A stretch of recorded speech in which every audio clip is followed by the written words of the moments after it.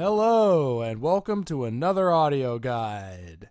This is a kind of an addendum to the last video that I published. Last time around, we compared a few different microphones, to see kind of the importance of, using a proper microphone for your commentary recording. Now, I got some feedback in response to the video saying that it might be a little more fair and also a little interesting to see how those microphones would compare after editing, because after all, editing does make a huge difference, and some a little bit of editing can make a crappy recording sound decent. So, and that's a good point. That is true. Just a little bit of work can make something sound a lot better. So let's do that. Let's make those same comparisons with the same microphones that I used last time around, but with my usual editing. Plus, this could also serve as a demonstration for, just a basic demonstration for how important editing is, and just how much better you can make your recording with a little bit of editing. So this will serve as a nice little introduction to some of the editing techniques that I'll be showing you down the road. So to that end, what you're listening to right now, what you've been listening to this whole time, is the raw, unedited recording of my usual microphone, the Audio-Technica 2500. And just to recap, it sounds pretty good. It's not great. It has a little bit of background noise, a little bit of things that can be adjusted here and there. Definitely some compression, but overall, it's pretty good. Now, this is what it sounds like after editing. That little bit of background noise is gone. The peaks are more even, so the sound it sounds more even. It's more pleasing to the ear. Those peaks, the peaks and the drops in the audio aren't as harsh. And also, it's I've done a little bit of equalization so that it sounds a little bit more pleasing, and as well as sounding a little closer to what my natural speaking voice sounds like. There's a couple other things that I do to it here and there, but those are the most important steps. And this sounds very good. Now here's a reminder of what the webcam mic sounds like unedited. Now the bass tones aren't very good, the high tones aren't very good either. There's that weird sort of I don't think I explained it very well last time, but that sort of garbled sound in my voice, just that telltale sign that it's a webcam mic. And and then the biggest problem being the reverb, the echo that's coming from around the room. So let's see what we can do with that with a little bit of editing. Here's what the webcam mic sounds after some editing. Now, obviously, it sounds a lot better. Just after a little bit of noise removal and some compression, it sounds a whole lot better than it did before.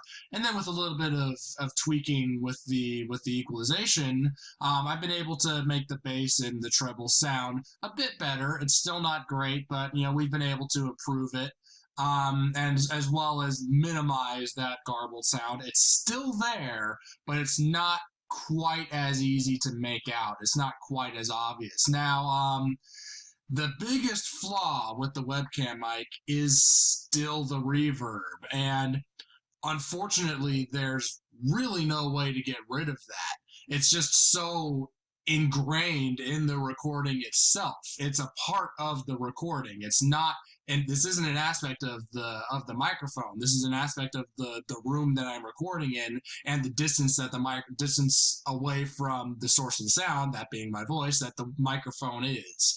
And that's just the nature with webcam mics. If you're using a webcam to record your face, it's going to be some distance away. You're not going to have it 8 to 10 inches away from your mouth. That would look silly. That would look horrible for a face cam. So I'm afraid this is just the way it is with webcam mics. And I'm sorry, but there's no way to fix it, and there's no getting around it at all.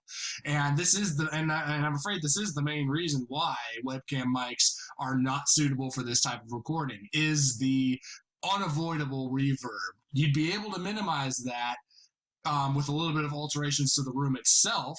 For instance, if you were to put absorbent foam over all the walls and things like that, but that is a lot more effort than it is just to use a proper microphone. Okay, just like last time, we have saved by far the worst for last. Here is the headset mic once again. Just pure awful, horrible bass, horrible treble, um, terrible background noise, just terrible everything. And now here's what the headset sounds with a little bit of editing. Now, this does sound a whole lot better. Once again, just as was the case with the webcam mic, noise removal and compression really, really helps. But then, after that point, you still have to deal with, just the way that, just the qualities of the mic itself. And I've done what I can with equalization, but there's only so much you can really do. I've improved the high tones and the low tones to a point where it sounds okay, but it still sounds like it was recorded on a headset, and it still sounds like garbage.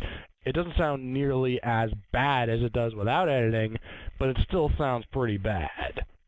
All right, so there you have it. Comparisons between the same mics again before and after editing.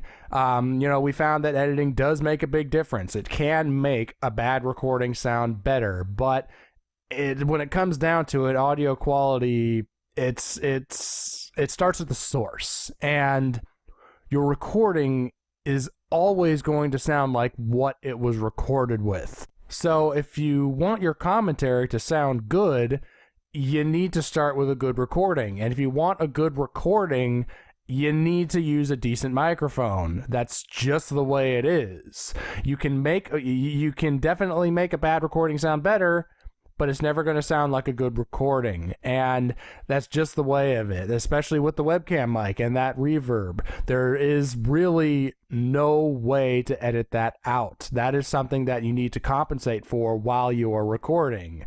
And if you record with those types of mics, then you're going to have those types of problems.